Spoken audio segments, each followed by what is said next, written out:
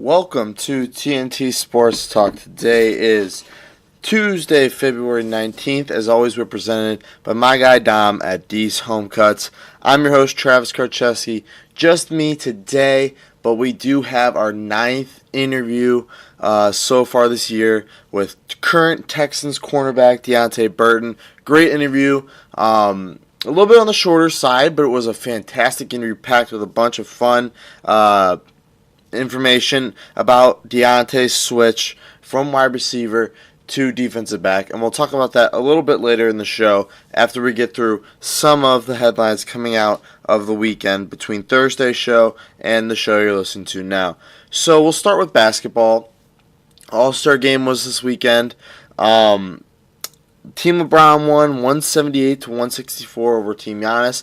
I'll be honest with you, I did not watch a single second of any of the All-Star game, skills challenges or the All-Star game in general. I didn't watch much of it.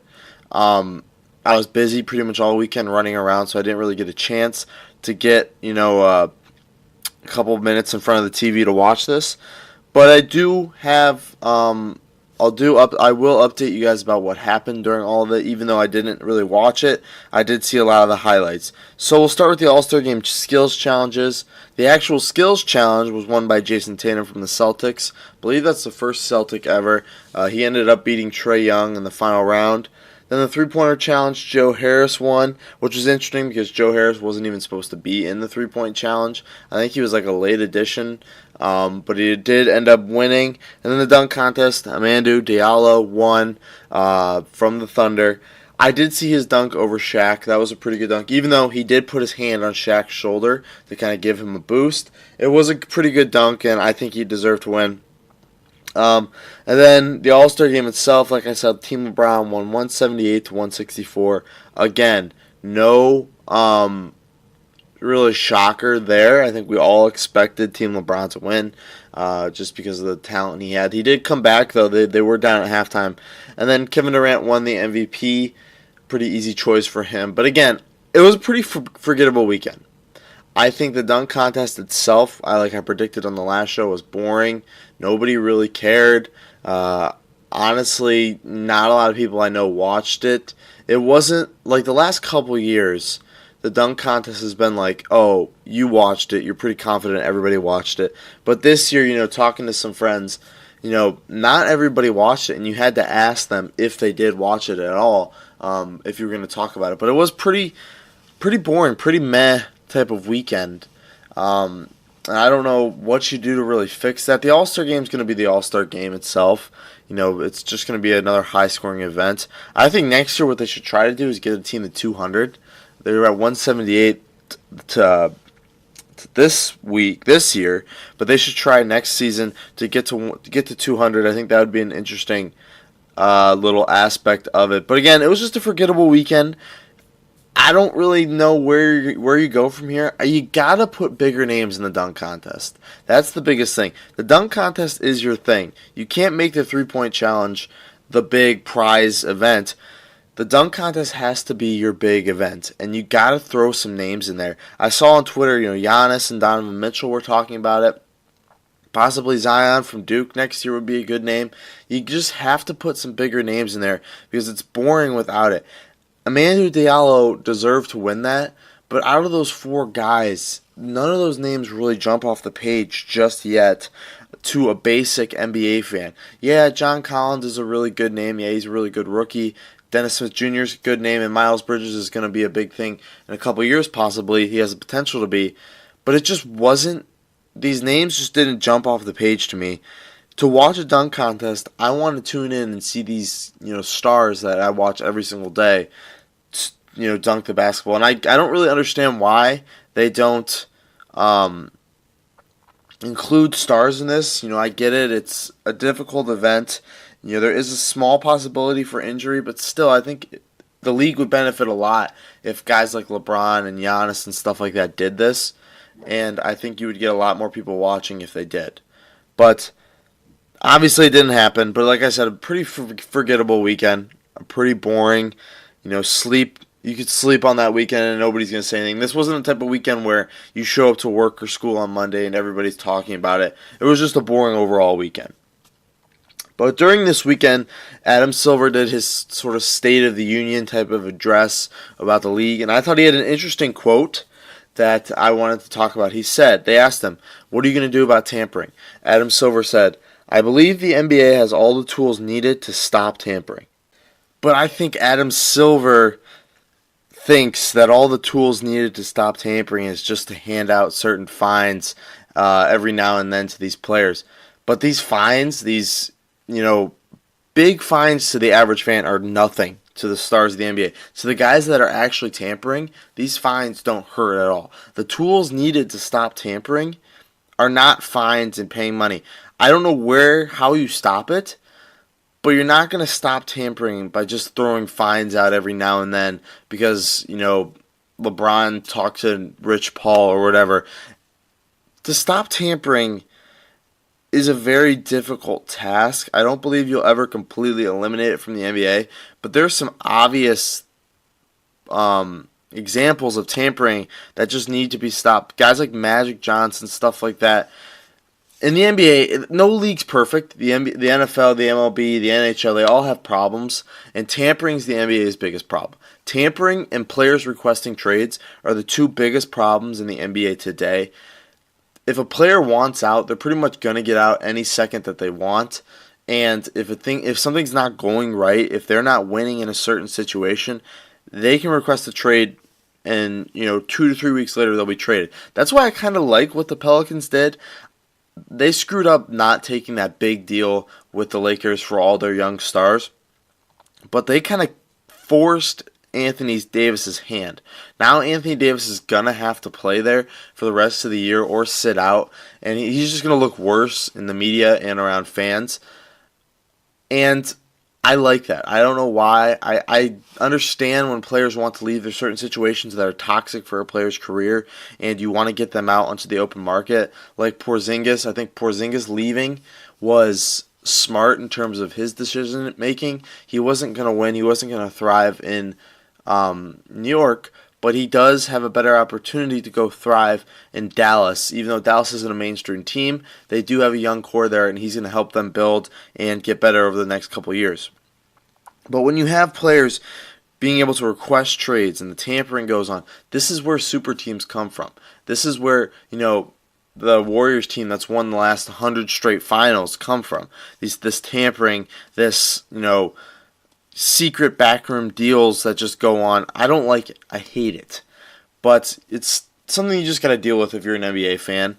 And, obviously it sucks, but what are you going to do? It's the NBA, and it's the league of pettiness. It's the league of these backroom deals, and there's really nothing you can do about it. So I don't know where these tools are.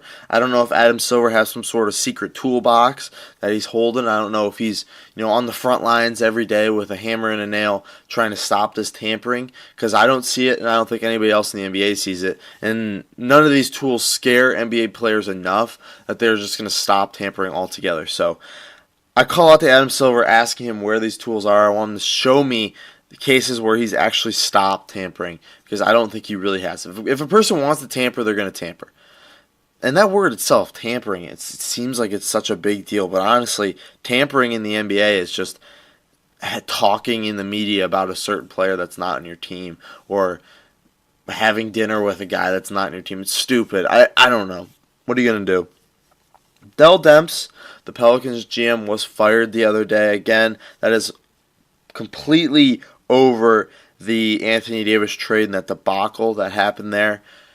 Looking back on it now, should he have traded Anthony Davis, and then Solomon Hill was in that trade too, for Kuzma, Hart, Ingram, Lonzo Ball, all these guys? Probably. But I love the fact that he's keeping Anthony Davis there. Now Anthony Davis has to play there for the rest of the season. If he had a better deal on the table with the Celtics, I think that makes more sense. But the only thing I could think of would be a better deal with the Celtics is if you're getting a guy like Tatum or Jaylen Brown or both of them in that sort of deal. And I have to believe that's what he was being offered there. Because to turn off a deal like that with Ingram, Kuzma, Hart, and Ball, four of the best young players in the game today, doesn't make sense to me.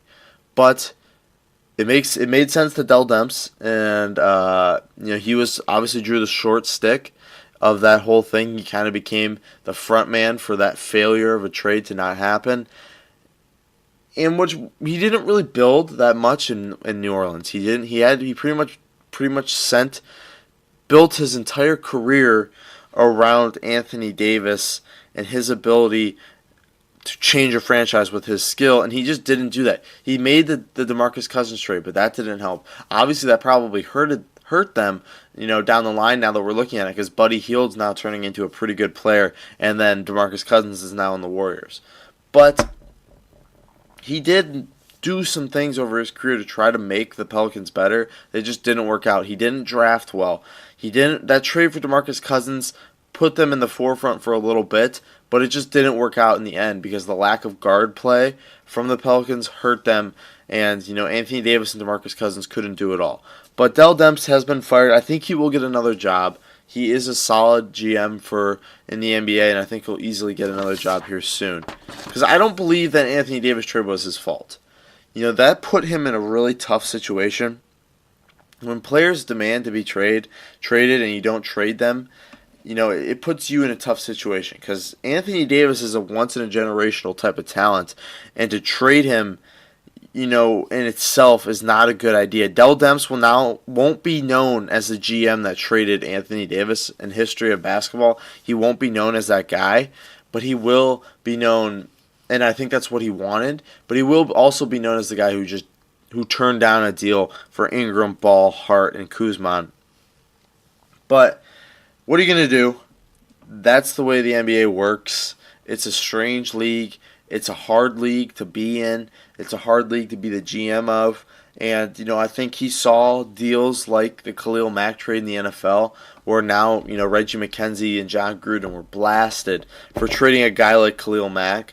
And I think they saw that, and they realized they don't want to be known as the team that traded Anthony Davis or the camp that traded Anthony Davis. So they decided to keep him, but that cost him his job in the end.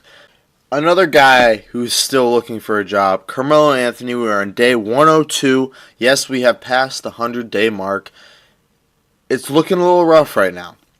The Lakers, the team everybody expects him to go to, still have that open roster spot. We're still waiting on them to make that decision to put, their chips on the table to go all in on Carmelo Anthony.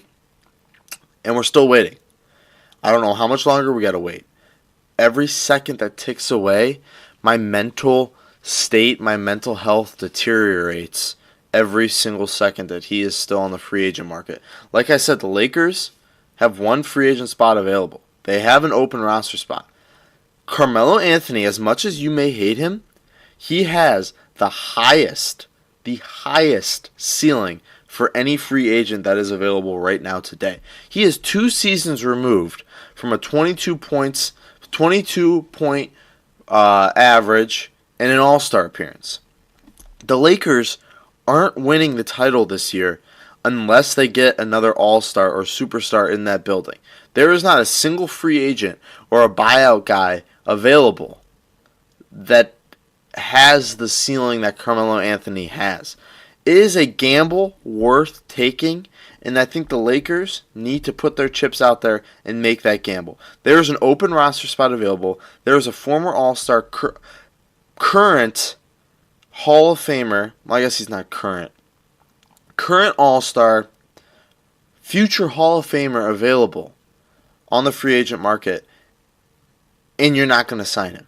That makes no sense to me. They need to go out there. They need to throw their chips on the table and sign Carmelo Anthony. I think that's the only way that they can get into the playoffs and possibly make a run at things. Carmelo Anthony's just been doing nothing but working out and training for the last couple of months. He is ready to make a splash on the NBA level again. And people look at what he did with the Rockets, and they look at that negatively. And yeah, his last game wasn't great. 1 for 11 shooting, 2 points. It wasn't great. But also, this season, he put up 28 points this season. People forget that. Against a good Nets team. Carmelo Anthony put up a 28, almost 30-point performance, and he's still sitting on the bench right now, still sitting on the couch right now, waiting to get a shot with another NBA team. And the Lakers have that shot available. I think it's going to happen. I'm not sure when. I'm not sure how. I'm not sure how long I have to wait. I'm not sure if they're in talks right now. The worst part about this whole thing is we're just sitting here waiting for something to happen, and we're not getting any information available to us about what's going on behind, closed doors. Get it done, Lakers. You need this. Carmelo needs it. It works for both camps.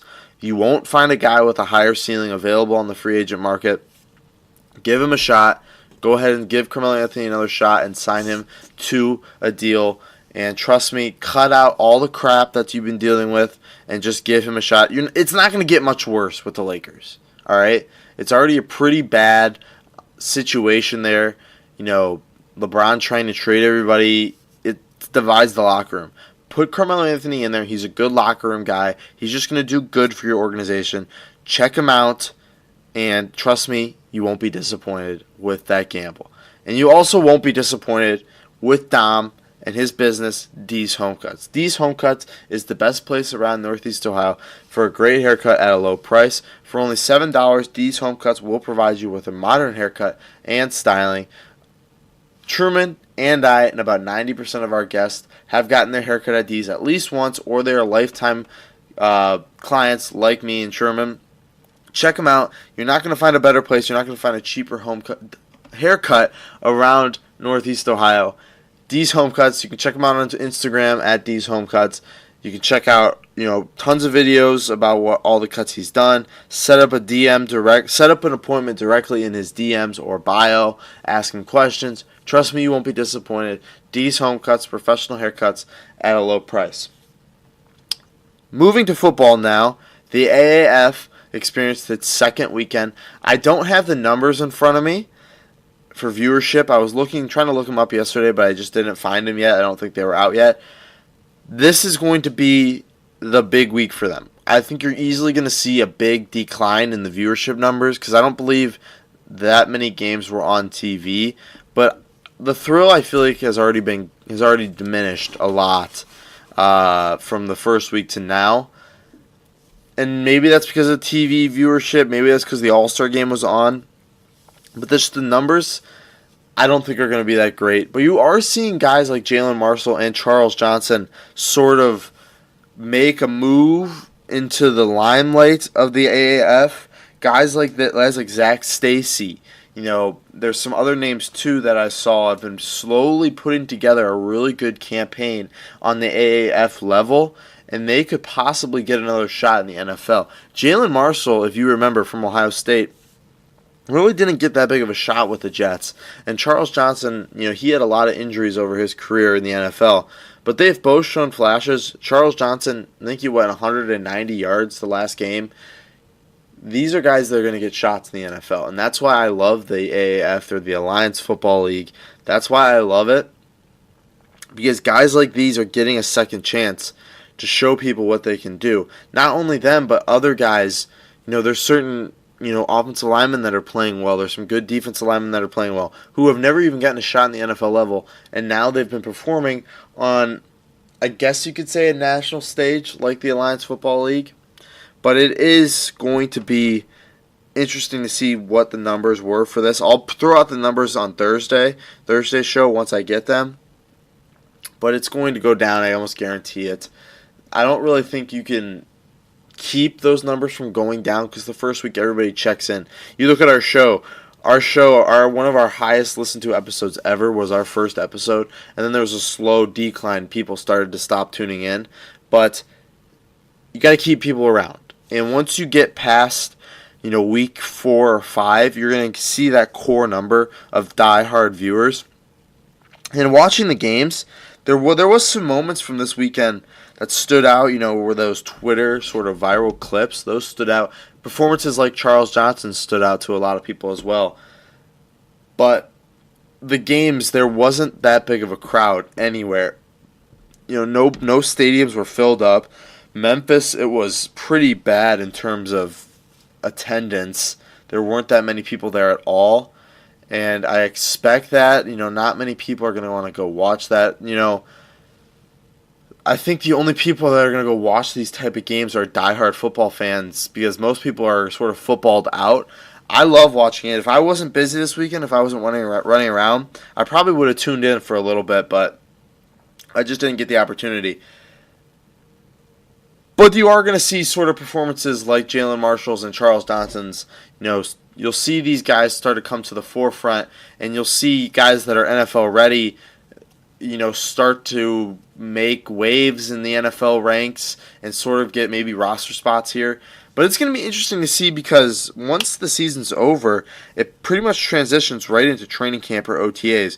So if a guy like Charles Johnson gets an offer, he's going to be a lot less fresh and re-energized than some of these guys coming into camp. Or maybe he'll be even more, he'll be loosened up. But I think he'll be tired coming into training camp. But then you look at it like, okay, let's say the NFL, the Saints want to offer Charles Johnson a contract or a shot at training camp, and they offer that to him right now. Could he leave if he wanted to?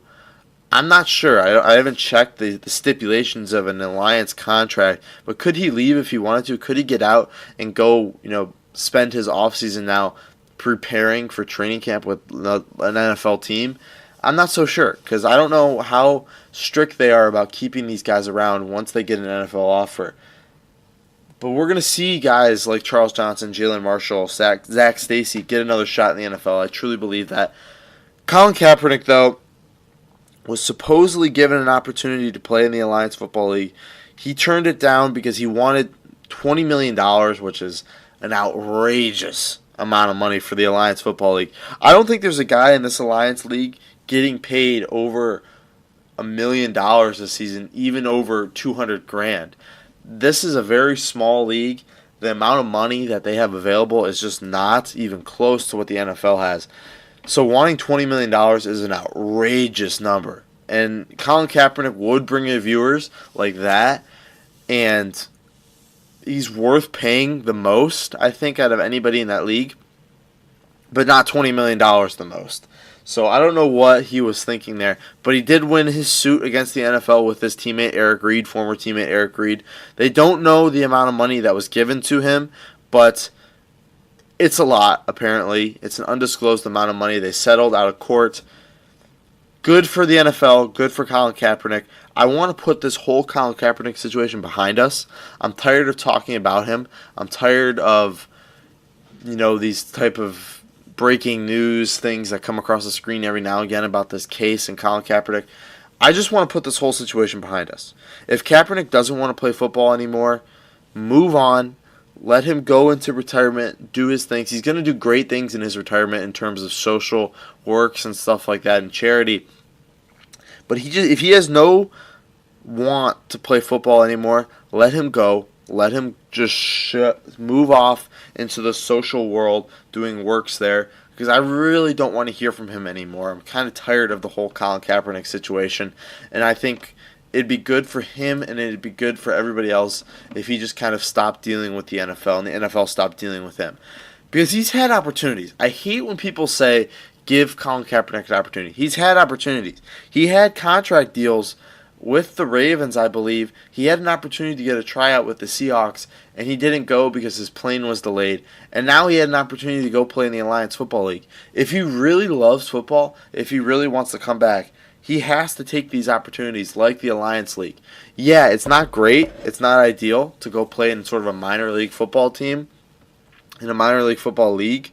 But this is the route that you have to take if you want to get back to the league. He's not going to be a starting quarterback anymore in the NFL. He's not one of these guys that you bring on and you're instantly going to start. He is a project guy, and teams know the kind of press that he's going to bring with them. Because let's say you sign Colin Kaepernick to a deal, you're a team like the Dolphins, and he gets beat out by somebody who's better than him. You're going to get a lot of hate for that. And if he doesn't play and if he sits on the bench the whole season, you're going to get even more hate for that. And teams just don't want to deal with that right now, and I don't blame them. So So Colin Kaepernick, if you really want to play in the NFL again, you're going to have to pay your dues. You're going to have to suck your pride up. You're going to have to swallow it. And you're going to have to go play in a league like the Alliance Football League, or take a backup deal, or even just a camp invite from any team that's offering. Because I think that's how you're going to get back into the NFL. Speaking of getting back, we are now getting back into baseball season. Spring training opened up. Every camp has now opened up. We're still waiting on some of these major free agents to get signed. And people ask me all the time, Travis, why is baseball free agency so slow? So what I did for you today is I looked up an article, 7 reasons why free agency is so slow in the MLB. It's by Dan Perry. I got it off of MLB.com. I'll read those 7 reasons off in a second. First, I want to talk about Bryce Harper, where he's at right now. We'll do Machado on Thursday. We'll just keep doing these updates every single week until both of these guys get signed. So basically, where we're at with Bryce Harper is the Phillies are really close to a deal. That's what I've heard. I've heard rumors that they are close to the deal every single day now, that they're right there, and it's just going to take, a little bit more to get it done. There were rumors yesterday that the sales team, the Philadelphia Phillies, HR, sales team or whatever, had to work on President's Day. They never work on President's Day, and they had to work. That turned out to be false, and in fact, they did have off. But we're now at that point right now. We're just looking at that sort of situation. The Padres, I guess, are still in on Bryce Harper as well, and then the White Sox are also rumored to be interested still in Bryce Harper. Then we have a mystery team. There's a mystery team out there right now. I read a great article the other day sent to me by Brian Leonard up by letsgotribe.com. This is one of those Indians fan sites that I love to read. They did this sort of article about would the Indians be interested in signing Bryce Harper, and I love their reasons why he should sign with the Indians. Now, looking at it, Bryce Harper wants a 10-year trillion-dollar deal. He wants to make a bunch of money over a long term. But what the article stated was that Bryce Harper should take a short-term 3-year deal, 2 to 3 year deal with the Indians, and basically for the next 2 to 3 years, he's just going to be playing in the AL Central with shitty pitching and crappy teams all around, and he's just going to be able to rake over the next couple of years, get his stats up, win an MVP, pretty much a guaranteed playoff spot for at least the next 2 years, and he's going to be prime time, in the playoffs. His marketing's going to get better. The city of Cleveland's going to love him. He's going to get pretty much a guaranteed starting spot coming into the Indians. He's going to get a starting spot wherever he goes, but he would easily slide into the Indians lineup. The outfield right now is very young, and we could easily benefit from a guy like Bryce Harper. So that's where we're at with that. We're at the mystery team season. We're at flight tracking season. This is where we're at with Bryce Harper. But baseball is a month away, a month or two away. The first Indians spring training game is going to be on TV this Saturday. And yet, Bryce Harper, Craig Kimbrell, Dallas Keuchel, Manny Machado are still available. So why is free agency so slow? I'm going to tell you. There are 7 reasons why. We'll go through it quickly so we can get to Deante Burton's interview. First reason. The TV deals in the MLB are more profitable than ever, so teams aren't really relying that much on ticket sales to make some money. They're already making their money with TV deals, so they don't have to worry about signing big-time guys and making their team better to sell tickets or merchandise. Second, teams are tanking, and they want to trade veterans. They want to trade all their veterans or stars, so the teams that are tanking, they're not going to want to sign free agents. And contenders can fill their rosters via trades rather than free agency. They don't have to worry about signing a guy or wooing him or paying him a lot of money. They can just trade a couple prospects for a star who's going to be a free agent in 2 to 3 years. Third reason, teams want to stay under that competitive tax ceiling that was set in the last bargaining agreement. So basically what that tax ceiling is, the competitive tax ceiling, is $206 million. If you go over that $206 million, if your payroll goes over that deal, you have to pay a tax penalty for every year that you are over it. That tax penalty goes up. But once you get under it, and then let's say you're on that over that ceiling this year, okay? Let's say you're over that ceiling this year. and then you get back under it, you're going to pay a fine, you're going to pay a tax, and then you go under it, and then you go over it again, you're going to go back to that first year tax. It's a confusing thing. All right, but let me just tell you, teams want to stay under that $206 million cap ceiling so that they can avoid these type of penalties. There were 6, when it first went into effect 2 years ago, 6 teams were above that. Last year, 2 teams were above it. So you can see teams are trying to get under it now. 4, younger players are a better investment right now than the older players. Younger players have their best numbers usually during their first years of their career, and it's just an analytical type of thing.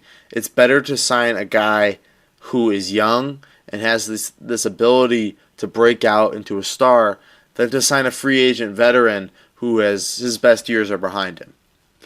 5, with the last collective bargaining agreement, the players had their minimum salary increase, and basically what they did, Perry explains this. What they did is they negotiated for more of a quality of life situation. More days in the clubhouse, more rest days. They offered, to get chefs and stuff like that in the clubhouse. Make the clubhouse experience better and make their day-to-day life experience better. And they did not focus on that competitive tax rule, which has sort of screwed them over. And it's increased their minimum salary. So it's more expensive to sign these free agents, and teams just aren't going to go out there and spend a boatload of money on somebody that they really don't need in the first place. And then 6, obviously collusion between the owners. The owners decide themselves, let's not sign free agents. Let's force the market to kind of pay for itself. Let's force these guys to kind of, screw themselves over. And then 7, extensions, which have kind of thinned out that free agent class. So, it's better to sign a guy to an extension before he hits free agency, and that's what a lot of teams are doing. You saw that with Aaron Nola last week, and then hopefully with the Indians here soon with Francisco Lindor. So what are you going to do? That's 7 reasons why the free agent market is as slow as it is. It's basically just because it's better now with analytics to sign younger guys and draft younger guys or bring up a prospect. It's better to do that than to sign a veteran whose best years are behind him. If that's pretty much the entire reason, if I could think of one reason summed up into one sentence, that would be it. And then the competitive tax ceiling as well, and then possibly collusion between the owners. But what are you going to do? That's baseball. It's going to be slow for the next couple of years until the next collective bargaining agreement ends. I think that's in 2021. You're going to see this for the next couple of years unless players strike and they have some sort of lockout, which is also completely possible in this day and age. But that's baseball for you. Quick little couple storylines I wanted to wrap up on, or just one, and then we'll get to Deante Burton's interview. Daytona 500 was yesterday. Again, didn't watch it. I'm not a big NASCAR guy, but Denny Hamlin won. I'm not really sure why NASCAR does like Daytona, the first race of the year. I guess it's kind of kicks off the racing season and in a big way, but if it's like the Super Bowl of racing, it should be like the last race and it should be for the championship. But maybe I just don't understand how NASCAR works and all that type of thing. But that's it for our storylines and headlines today. Let's move now to our interview with Deante Burton. Another great interview with him. That's 9 so far this year with professional athletes. We are so excited to bring him on. He has an interesting career. He has spent 2 years in the NFL, and he is from Kansas State. He was a wide receiver with Kansas State, and then he moved into the NFL, and he was asked to transition to defensive back or corner, and he did it. And he's done it successfully. And now you sort of see his career sort of rise, and he's slowly becoming a better corner every single month or week that he's working at it. He was on the Falcons practice squad. Then he was on their active roster for a little bit. Then he was cut, signed by the Packers for a week, then cut, signed back with the Falcons, and then he signed with the Texans onto their active roster. And he is now on the Texans active roster. And he was on the sidelines for that playoff game with the Colts. He is slowly becoming a big name in the NFL, and he is slowly becoming a possible option for corners for a starting cornerback position with the Texans. So it's a great interview with him. Interesting, kind of insight into guys into a guy who had to switch positions, because I know that's going to be happening a lot with the NFL draft coming up. Certain people get asked to switch positions. So this is kind of a good interview with that, because, you get a first-hand view of what it's like to have to switch positions. Something you've played almost your whole life, and to just have to switch it to make an NFL roster. It's a tough decision that people have to make, and Deante made that decision. So here he is, Deante Burton, Texans cornerback. Enjoy. So we now welcome on Texans cornerback Deante Burton. So you're now in off-season mode. What kind of things are you doing to get ready for the season? I go in early and lift with a couple of guys on the team. Just little mobility stuff to keep us in shape, keep us loose. Maybe play some basketball. Just little things right now, since we're early in the off-season. You don't want to do too much, wear your body out. Yeah. So coming out of Kansas State, why did you decide to make the switch from wide receiver to cornerback? Well, it was more of a decision to just keep playing for that team. Atlanta had 8 receivers at that point after we had finished preseason, and for me to keep my foot in the door and keep a job, they offered me a chance to switch over to DB, and it just worked from there. Did you ever play cornerback before the NFL? I mean, I had played a little in high school, but not since then. Yeah. Was it? I mean, obviously it's got to be a tough transition, but was it easier for you than you expected? I had some good days and some bad days running around with Julio Jones and Mohamed Sanu and those guys. So sometimes it was harder than others, but I mean, I think just depending on I relied on my athleticism a lot to help me out and studying the game, and it came decently easy. What kind of things did you have to work on the most transitioning to DB? Just the little things of now you're going backwards, not looking at the quarterback or trying to find the ball so early in certain situations, understanding offenses from a different standpoint, a different mindset, like little things like that, just picking up on those and trying to get to speed with the other guys who've been playing all their career was probably the hardest part. Who would you say was your biggest mentor during that transition? I had a lot of great guys on that defense that helped me out. Ricardo Allen, the free safety. Yeah. He was a huge part. Him and I sat down and we talked a lot. Bleedy Ray Wilson is another corner they have there. I worked with him a lot, and just a lot of the vets and the starters, guys who kind of taught me just little things that they knew along the way that kind of helped me out and keep me around. Definitely. So in your first year, you made the Falcons practice squad. What kind of things did you do to help yourself stand out and make the team? I just continued to work hard. Kind of took it upon myself to never be a guy you'd have to tell something twice to not be late, not be prepared. All those things I wanted to take care of early and on my end, the things that I can control, and just being a student of the game and then giving effort I think are the things that kept me around.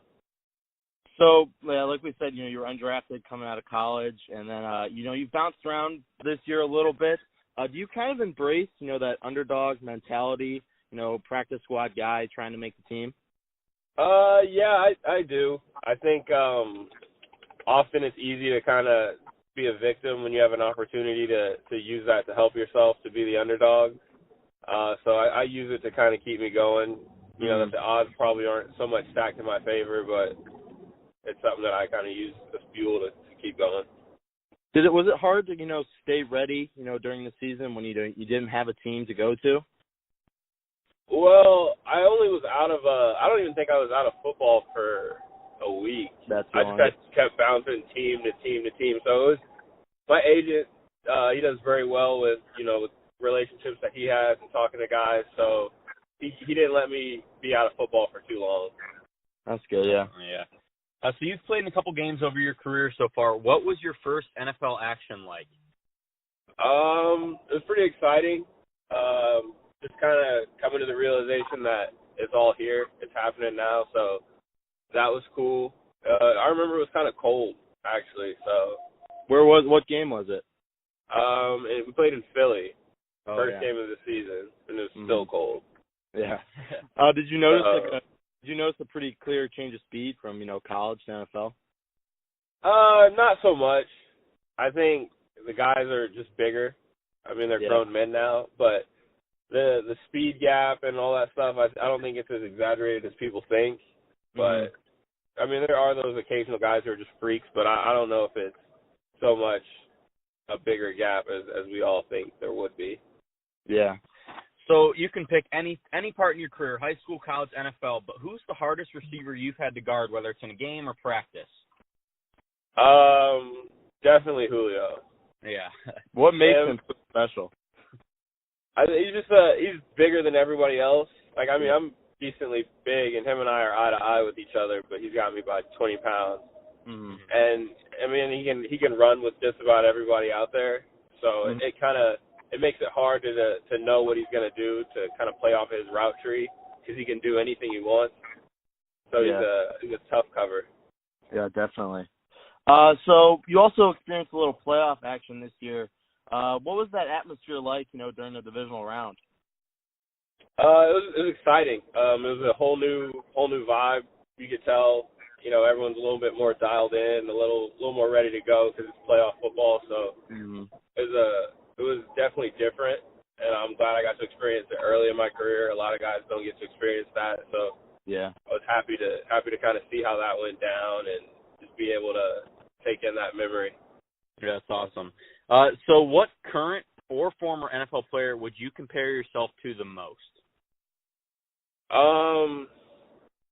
I think with my size at corner, I would hope to be compared to one of the previous guys of a Nnamdi Asomugha, who covered a lot of ground, great corner for the Raiders and on in the Eagles' career.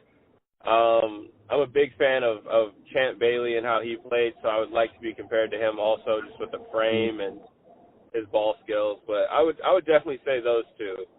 When you were transitioning to corner, did you watch any film of those guys to kind of give you some tips? Definitely. And I mean, I just kind of picked up, especially on a lot of the guys in the league now. Xavier Rhodes is a good guy to watch. Patrick Peterson. Guys who are bigger, have a bigger frame, longer arms, longer legs. I watch a lot of their movements because it's a little more applicable to me than the smaller guys. So. Yeah. All right, this is a good hypothetical for you. If you could pick off one former or, current NFL quarterback in any time period, who would it be? I got to get Tom Brady. Tom Brady? Definitely. You got to get Tom. Yeah. That's the best. That would be the best to do it. You got to pick him off. Well, we're Packer fans. Do you think he's the GOAT? I don't know, man. I did get to see Aaron Rodgers firsthand. So. Yeah. You had some experience with the Packers. He's something special. So I don't know. That's tough, but I don't think you can deny Tom's resume. That's true. Yeah. Would you consider yourself, whether this is in college or even in the NFL, do you consider yourself a trash talker? Not so much, but I'll definitely finish it if someone else starts it. I don't really go out of my way to say anything. Who starts it the most, do you think? Are there any guys?